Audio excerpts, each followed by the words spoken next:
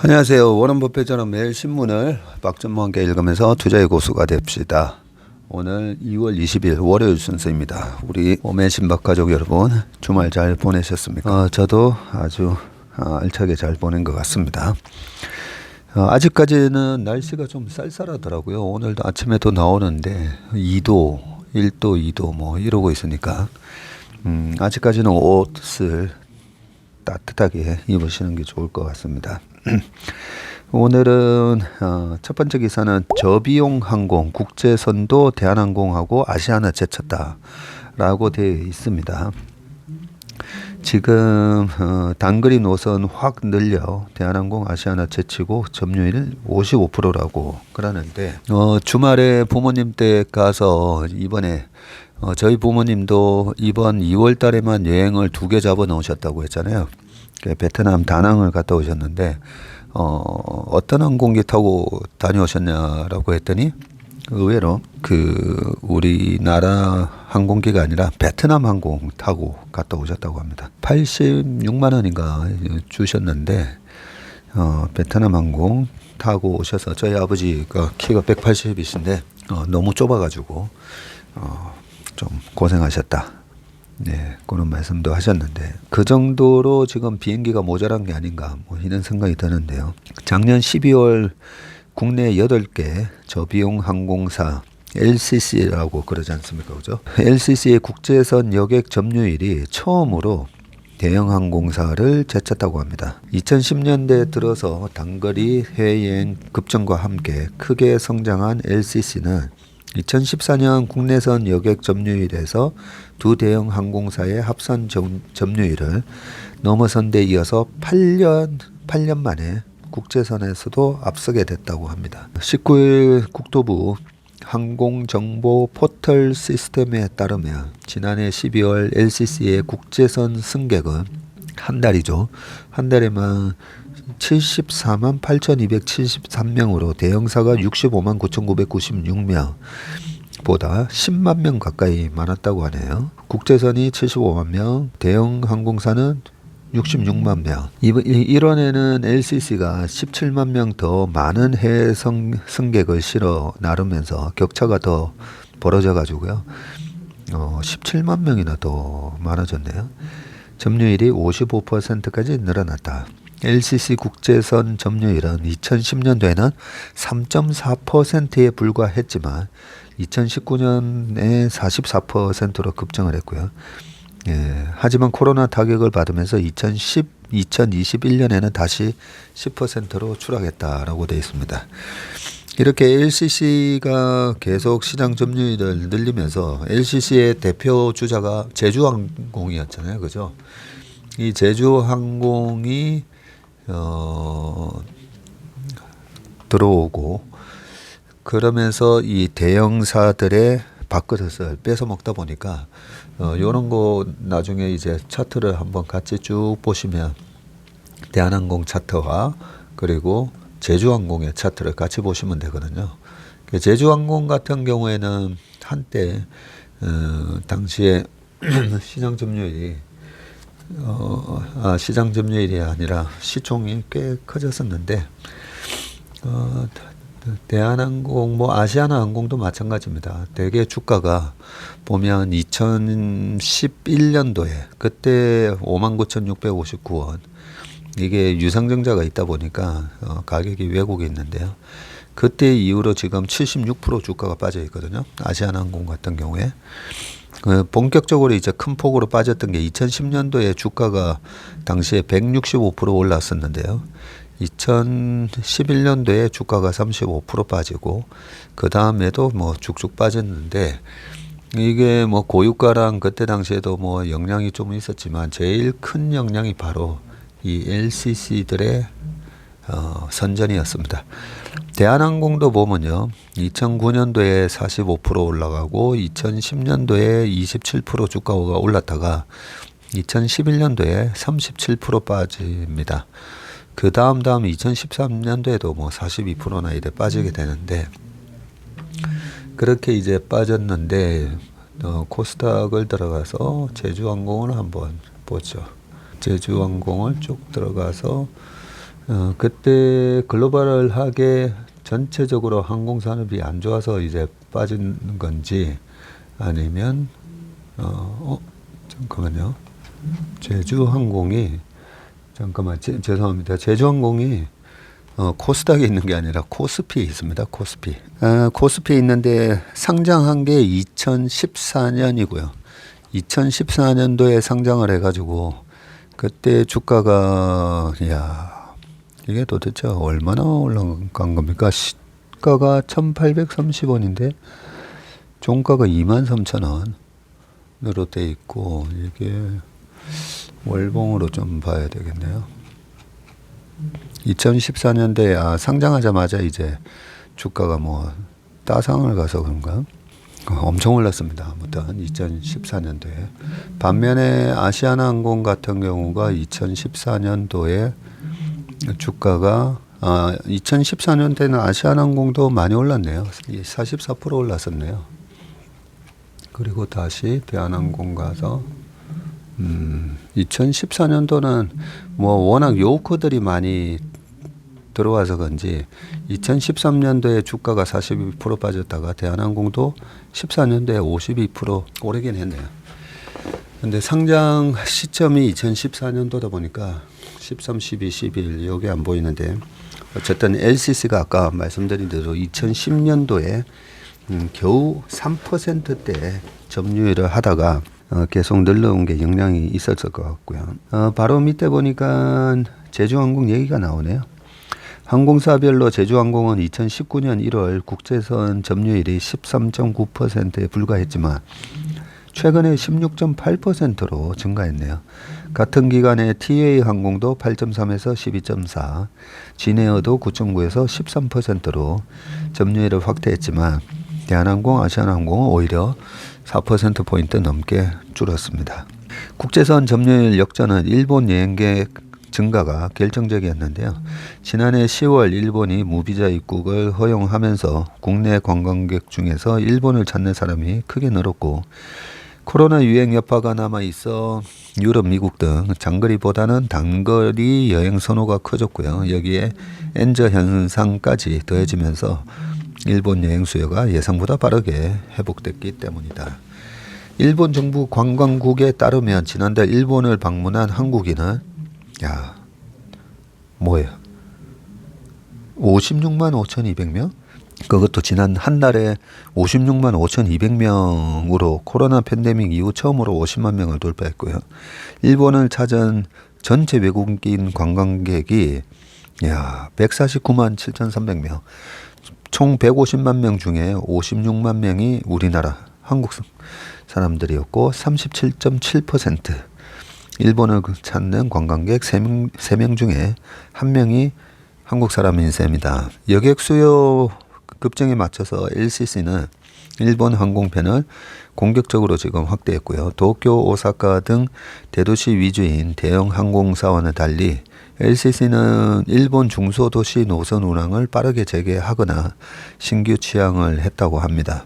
인천에서 일본 전체 공항으로 오간 국적기가 4,742편인데 이 중 LCC가 3,351편, 71%나 되네요.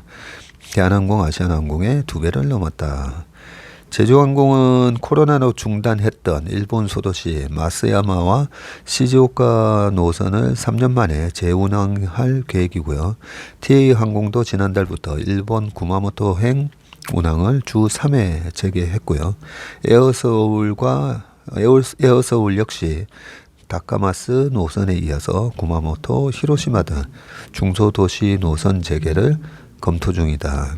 한국 LCC 관계자는 일본 노선은 LCC의 생명줄과 같기 때문에 과감하게 인력을 보충하고 운항을 확대하고 있다. 중국 노선까지 회복이 되면 LCC의 시장 점유율은 더 확대될 것으로 보인다. 정부는 최근에 현재 주 62회인 중국 노선 항공편을 이달 말까지 80회로 늘리고요. 다음 달부터는 양국 합의 수준인 주 100회까지 단계적으로 늘리겠다고 밝혔습니다. 여기 되게 중요한 얘기가 나왔죠, 그죠? 우리가 투자를 할 때 보면 이 성장률이 되게 중요하거든요. 어떤 성장률? 무조건 처음에는 매출 성장률입니다.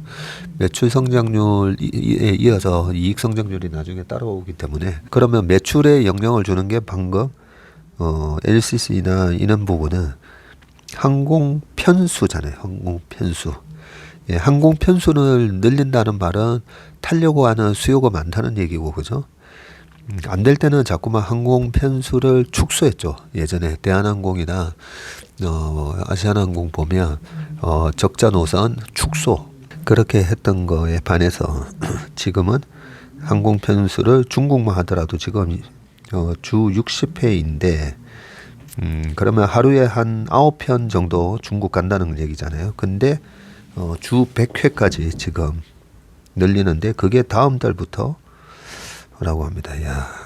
이에 따라서 지난해 사상 최대 실적을 낸 대형 항공사와 적자를 기록한 LCC가 올해에는 실적 희비가 엇갈릴 것이라는 전망이 나오고요. LCC 중에서 제주항공과 진에어는 지난해 4분기 각각 187억 원 그리고 116억 원의 영업이익을 기록하면서 2019년 1분기 이후에 15개 분기 만에 흑자 전환했다고 합니다. 반면 코로나 팬데믹 기간에 이제 대형 항공사의 실적을 이끌었던 게 뭐였죠? 화물 부분, 그죠? 화물 사업의 수익성이 떨어지면서 대한항공과 아시아나항공의 4분기 영업이익은 전년보다 각각 26.2%, 41.5% 감소했다고 합니다. 그러고 보니까 저희 아버지 어머니 모시고 히로시마 갔던 게 2014년이었는데 저처럼 그렇게 해외여행을 안 다니는 사람도 부모님 모시고 갔었으니까 2014년이 뭔가 항공 수요가 되게 높게 나타났던 해인 것 같으네요. 2014년 하반기에 유가가 큰 폭으로 떨어지기는 했었는데 유가가 큰 폭으로 떨어져서 주가가 좋았을 수도 있고요. 그때 요우커들이 또 계속 한국 시장에 물밀듯이 들어올 때라서 여러 가지 이유가 아마 있었던 것 같습니다. 두 번째는 AI 대체육 플라잉카 혁신 벤처 부스에 글로벌 큰 손이 9,000명이나 몰렸다라고 지금 돼 있는데요. 창업 천국 이스라엘 최대 규모 벤처 투자 행사 르포입니다.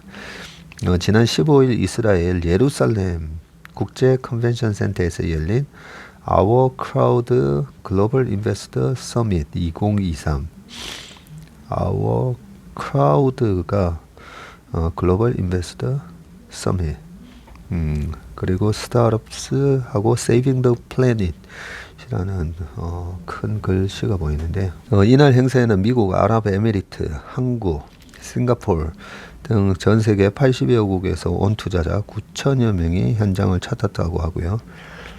이 기사를 가져온 이유가 그래서 뭐 어디에 투자를 많이 했는가 제가 그게 보고 싶어서 가져왔고요. 일본에서 온 한 투자자가 최근 참가했던 투자 행사 중에 가장 사람이 붐비는 것 같다고 얘기를 했습니다. 이날 개막 행사가 열린 메인홀에서 거대한 무대 화면에서 이스라엘 생성형 AI 스타트업 DID가 제작한 조나단 매드베드 Our Crowd CEO의 환영 인사 영상이 재생이 됐는데요. 지금 큰 사진이 나오는데 앞에 사람이 서 계시는데 AI가 매드베드의 얼굴 사진 토대로 몇 초 만에 만든 다양한 디지털 아바타들이 영어, 아랍어, 한국어 등 세계 각국 언어로 환영합니다를 외쳤다.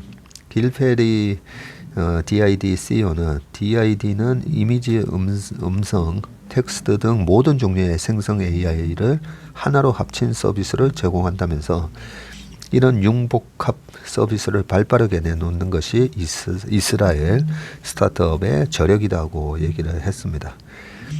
이날 행사 환영사를 한 이츠하크 이스라엘 대통령도 나 역시 최근 연설문의 일부를 챗GPT에 쓰게 했다라고 합니다. 야, 첨단 기술이야말로 우리의 미래라고 말했다. 시장통처럼 치열한 투자 미팅이라고 돼 있으면서 한 스타트업 관계자는 오전 내내 미팅이 몰려서 밥 먹을 시간도 없었다고 하고요.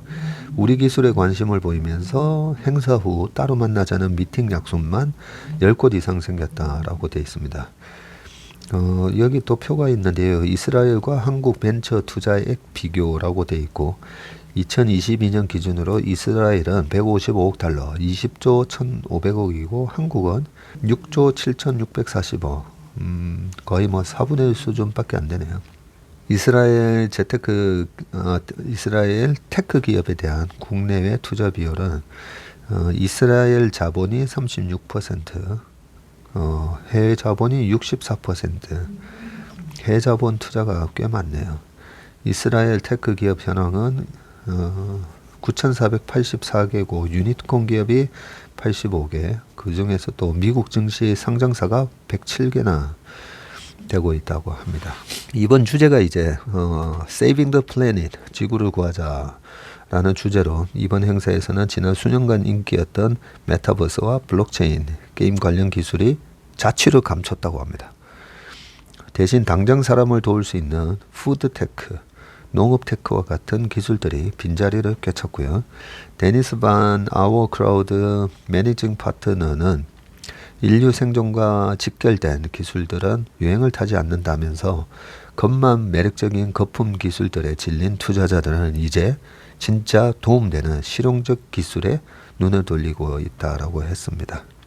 실제로 현장에서는 인간 대신 자율비행으로 농장에서 과일을 따주는 드론을 개발하는 테벨, 인공 단백질로 대체 우유를 만드는 리밀크, 초음파 사진을 AI가 분석해서 심장질환을 잡아내는 AI 셉, 로봇 기술로 직립형 휠체어를 만드는 업앤라이드 등 실용테크 스타트업들이 제품을 전시하면서 투자자들의 시선을 끌었다고 합니다. 예. 그 다음 기사는요. AI 바둑 약점 찾았다. 미국 아마 기사가 15전 14승. 이거 되게 재미난 기사입니다. 이세돌 이후에 아예 이제 게임이 안 되다 보니까 그 이후로는 더 이상 이제 알파고도에 바둑을 두지 않겠다라고 했는데 미국 아마 기사가 귀퉁이에 두는 등 변칙 수법으로 AI를 당황하게 해서 이세돌 1승 이후 7년 만에 압승이라고 합니다. 때는 바야흐로 인공지능 전성시대죠. 매일 아침 눈 뜨면 AI의 위력에 놀라고 감탄하는 기사들로 넘치는데 하지만 인간이 인공지능을 압도했다는 뉴스가 모처럼 날라왔는데 프로 기사도 아니고 아마추어 바둑 기사인데 켈린 펠린 이분 이름이 켈린 펠린이네요. 예, 인공지능 대국 프로그램이 카타고와 15판 승부를 벌여서 14판을 승리했다고 보도를 했네요. 2016년대 이세돌 구단이 1승 4패를 거둬서 인간이 AI를 호선으로 꺾은 지 7년 만이다. 이세돌은 은퇴를 했고 알파고도 이세돌전을 치른 뒤에 퇴역했다. 카타고는 알파고 이후에 중국 전예 등과 함께 세계 최강 중 하나로 꼽히는 AI인데 바둑에 특화된 신경망을 장착한 것이 알파고와의 차별점이고요. 4, 5년째 국내 프로 기사들이 가장 애용하는 AI로 최정상권 프로 기사도 2점 전후를 접어주는 막강한 실력을 갖췄다고 합니다. 아마추어 기사 펠린이 카타고를 꺾은 비결은 전략에 있었는데요. 기존의 전통적 전공법을 피해서 귀퉁이에 두는 듯 변칙 수법을 들고 나왔는데 AI는 익숙하지 않은 상대 전법에 당황을 해서 형세 판단과 수읽기 등의 차질을 빚다가 무너져 내렸다고 합니다. 펠린이 이 같은 수법을 들고 나오기까지엔 주변 연구자들의 도움이 컸고요. AI의 약점을 파고드는 작업은 놀라울 만큼 쉬웠다고 하면서 애덤 글리브라는 분이 파악한 카타고의 맹점을 표적으로 펠린은 100만 판이 넘는 실전 훈련을 거쳐서 카타고전에 임했다고 합니다. 예? 100만 판? 이거는 좀 뭐가 이상한데요. 어떻게 100만 판을 뚫을 수가 있죠? 시간상으로 100만 판을 뒀다. 이거는 좀 데이터가 좀 잘못된 것 같다. 그죠?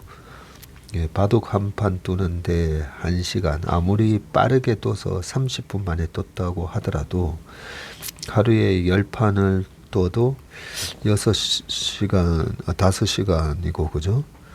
5시간인데, 그러니까 하루에 아무리 떠봐야 10판, 20판, 아무리 20판을 떴다고 하더라도 이 100만 판을 떴다는 건 좀 말이 안 되는 것 같네요. 예, 전공법은 아니지만 무소불위의 능력을 뽐내는 AI의 허점을 찾았다는데 의미가 있다는 평가고요. UC 버클리의 컴퓨터 과학과 스튜어드 러셀 교수는 인공지능은 과거 데이터 중 특수한 상황만 이해한다. 인간에게 일반화된 상식을 모두 숙지하고 있다고 과대평가하는 경향이 있다고 지적을 했습니다. 흥미로운 것은 인간의 이 같은 수법이 20여 년 전에도 시도된 적이 있다는 사실이고요. 아직 인공지능 수준이 낮을 때였는데 최강 AI 고메이트를 상대로 9점 젖바둑을 두게 된 서봉수 구단은 AI 성능 테스트도 할 겸 첫 수를 2에 2에 착점을 했는데 좀 채 두지 않는 수에 고메이트는 갈팡질팡 하다가 대패를 했었다고 합니다. AI의 취약점이 아직도 이어지고 있다는 그런 얘기네요. 그 다음 기사도 보니까요, 다 뭐 비슷한 얘기입니다. 이 기사를 통해서 우리가 역시나 이제 그 딥러닝을 아무리 했더라도 어떤 과거 데이터에 기반을 하다 보니까 그 없는 데이터로 골려 먹는 듯한 접근을 했을 때 이 AI의 이 허점이 있다라는 부분이 가장 큰 시사점인 것 같고요. 이런 부분 때문에 이제 자율주행이 됐든 우리가 조금 조심을 해야 될 게 모든 상황을 다 인지할 수는 없잖아요. 그죠? 그랬을 때 이런 상황에서는 이렇게 대응하라. 그리고 모든 어떤 상황을 다 케이스를 다 넣어줄 수 없다 보니까 그런 거에 있어서 AI가 약간 이런 허점이 있다라는 부분 잘 얘기를 해준 것 같습니다. 그 다음 기사는 미국 제재의 타격, 중국 반도체 업체 작년에 5,700여 곳이 폐업을 했다고 합니다. 5,700여 곳이라고 하니까 엄청나게 이제 많은 기업이 이제 폐업을 한 것 같은데요. 사진은 중국의 반도체 허브인 장수성 반도체 공장에서 근로자들이 수출용 반도체 칩을 만들고 있다라고 되어 있고요. 미국의 대중 제재 영향으로 지난해 중국 반도체 기업 5,700여 곳이 문을 닫은 것으로 나타났고 폐업 업체 수 기준으로 역대 최대 규모라고 합니다. 바이든 행정부가 지난해 첨단 장비 수출 금지 등 제재를 가하자 중국 반도체 생태계가 흔들리고 있다는 분석이 지금 나오고 있고요. 지난해 중국 반도체 관련 기업 5,746곳이 등록을 취소했는데 전년 대비 68% 늘어난 수치라고 하고요. 중국 반도체 기업은 작년 6월 기준으로 그러면 도대체 몇 개나 있는데 궁금했는데 14만 2,900곳이라고 합니다. 폐업 업체 수가 2019년도에는 1294, 20년에는 1397, 21년도에 3420에서 이번에 5746이니까 많이 망했다 그죠? 중국 반도체 산업은 낸드 메모리 분야에서는 양쯔 메모리 YMTC가 있고 그죠? D램은 창신 메모리 CXMT 그리고 파운드리는 중심 구어지 스믹이라고 하죠. SMIC. 그리고 팹리스가 반도체 설계 이 부분은 하이실리콘이 핵심 기업으로 이끌고 있는데 이 대기업들을 고객으로 삼아 전체 반도체 회사의 20%를 차지하는 반도체 장비 소재 회사와 65% 정도의 중소 팹리스 회사들이 함께 성장하는 구조인데 최근 중국의 거대 반도체 기업들이 미국의 제재 여파로 사업에 어려움을 겪으면서 도미노처럼 무너지고 있다는 것이네요. 실제로 중국 최대 파운드리 회사인 스믹은 작년 4분기 매출이 전분기보다 15% 감소했고요. 올해 1분기 매출은 전분기보다 최대 12% 줄어들 전망이다. YMTC와 CXMT는 인력을 감축하고 공장 건설 일정을 미루고 있고요. 중국 반도체 전문 매체 신위는 글로벌 업황이 부진한 탓도 있지만 미국의 대중 반도체 제재가 중국 업체들의 실적에 큰 영향을 미쳤다고 분석을 했습니다. 일각에서는 중국에서 반도체 기업이 급속도로 늘어나면서 내부 경쟁이 치열해진 것이 대규모 폐업 사태에 영향을 끼쳤다는 해석도 나오고요. 국가가 반도체 산업을 집중적으로 육성하자 회사들이 우후죽순 설립됐고 이 중 상당수가 투자 유치에 실패하면서 1, 2년 만에 도태됐다는 것이다. 중국에서 새로 설립된 반도체 기업은 2019년도에 9,100개에서 2021년에는 47,400개로 급증을 했다고 하네요. 2021년도에 47,400개. 네, 그 다음은 또 AI에 관련된 부분인데요. 조용헌 살롱 1385회. 야, 벌써 1385회까지 갔네요. AI는 팔자도 볼 수 있는가라는 기사입니다. 이분이 명리학이라는 부분에도 아주 뛰어나신 분이시다 보니까 이런 얘기를 하셨네요. 야, 챗봇 AI는 인간의 운명, 즉 사주팔자도 볼 수 있는가 하는 의문이 들었다. 저는 그렇게 의문은 안 드는데요. 이것도 불가능하다고 단정하지 못하겠다. 알파고가 바둑의 이세돌을 이기면서 시작된 AI의 신통력은 이제 인간 대신에 문장을 다루고 글을 쓸 수 있는 경지까지 도달했다.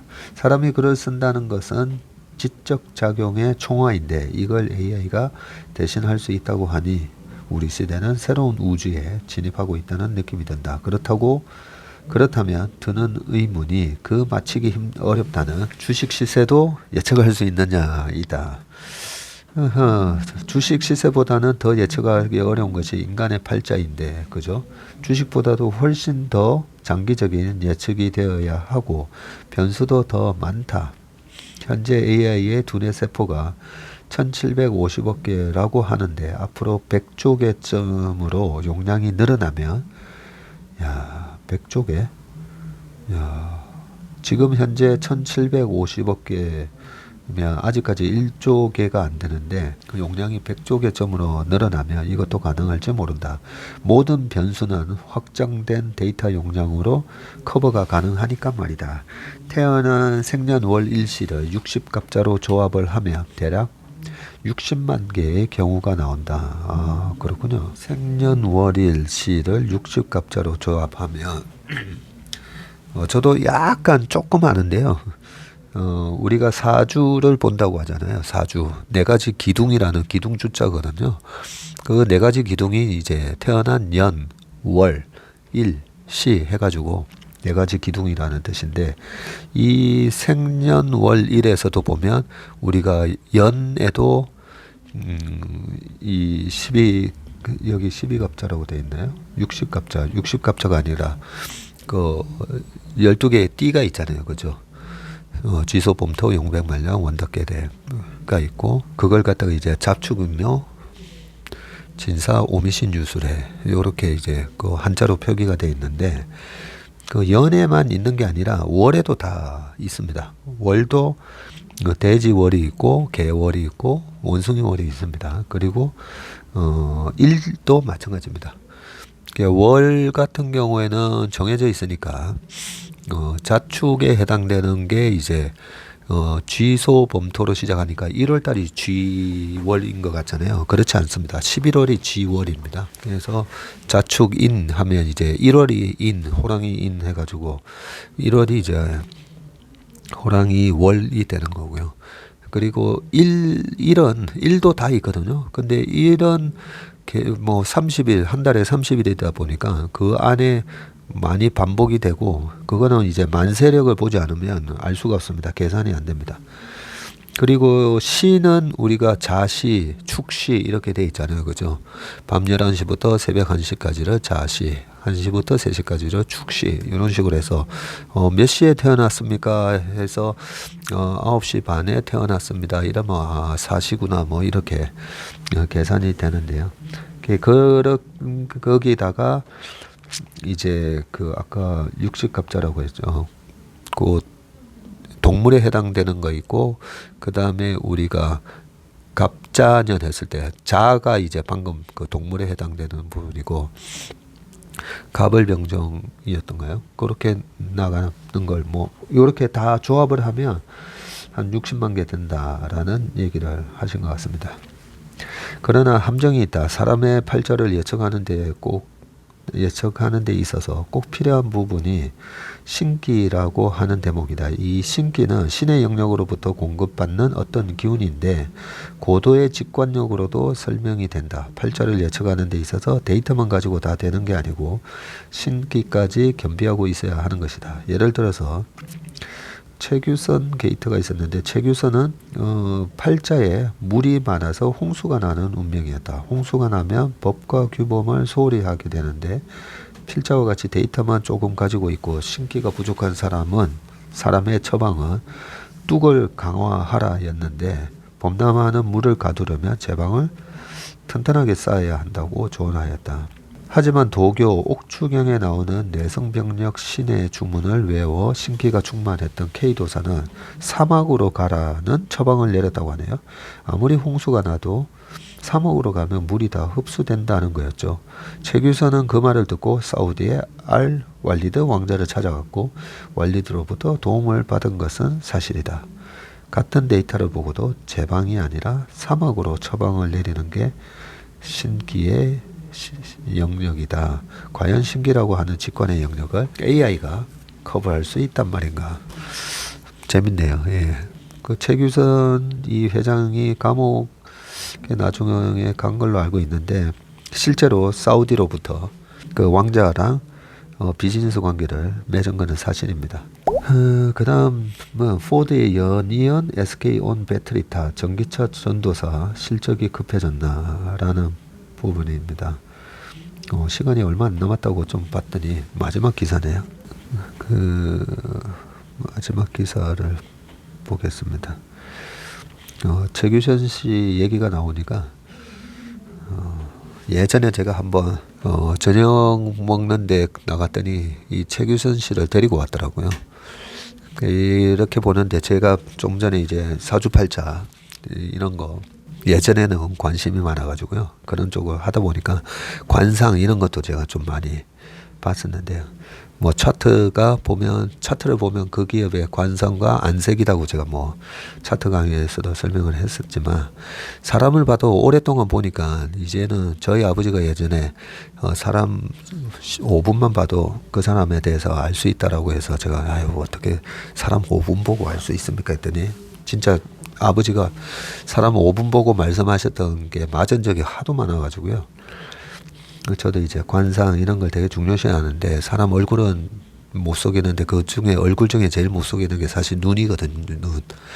눈은 못 속인다고 하지 않습니까? 그래서 타짜 영화에서 구라칠 때는 눈을 보지 마라 뭐 이런 말도 있는데 그때 이제 최규선 씨랑 저녁 먹으면서 이래 봤는데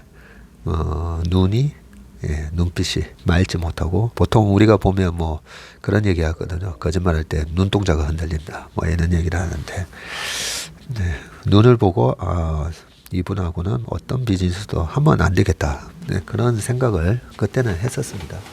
잡설이고요. 포드의 연이은 SK온 배터리타 전기차 전도사 실적이 급해졌나라는 그 부분인데요. 포드의 야심작 F150 라이트닝을 쓰다듬는 팔리 CEO, 짐팔리 포드 CEO가 인기 전기 픽업 F150 라이트닝을 만지고 있다. F150 라이트닝은 주문이 폭주하고 있지만 포드는 최근 생산을 전격 중단한 뒤에 SK온에서 납품한 배터리 문제가 원인이라고 밝혔습니다. 미국 대표 완성차 업체 포드와 파트너인 한국의 배터리 공급사 SK온 사이에 묘한 긴장감이 흐르고 있다. 포드는 이달 초 인기 전기 픽업 트럭 F150 라이트닝 생산을 전격 중단한 뒤 최근에 이례적으로 원인이 배터리 화재에 있다면서 상황을 자세히 공개했고요. 포드는 지난 4일 완성차 품질 검사 중 화재가 발생했고 옆에 차로 번졌다고 하면서 우리가 찾아낸 대책을 배터리 생산 절차에 적용하는데 몇 주가 걸릴 수 있다고 밝혔고요. 배터리 공급사인 SK온의 책임을 전가하는 듯한 뉘앙스였는데 이에 대해서 SK온 측은 일회성 문제이며 원인 규명을 완료해서 재발 방지 대책까지 마련했다는 공식 입장을 밝혀서나 내부적으로는 포드가 불필요하게 일을 키우고 있다는 불만이 팽배했다고 합니다. 17일에는 이 차의 또 다른 배터리 이슈가 뒤늦게 추가 공개되면서 분위기가 더 악화됐고요. 포드 대변인의 말을 인용해서 CNBC는 포드는 지난달 27일에도 F150 라이트닝 100여 대에 대해서 배터리 성능 저하 예방을 위한 부품 교체를 해줬다고 보도를 했다. 이 역시 배터리 품질 이슈가 포드의 발목을 잡고 있다는 고 호소하는 듯한 모습이었다. 포드가 중국 CATL과 손잡으면서 파트너를 확대하고 있고 여기 보면 포드의 전기차 전환 주요 일지가 쭉 나오는데요. 이 짐 팔리 CEO가 취임을 한 게 2020년 10월이었네요.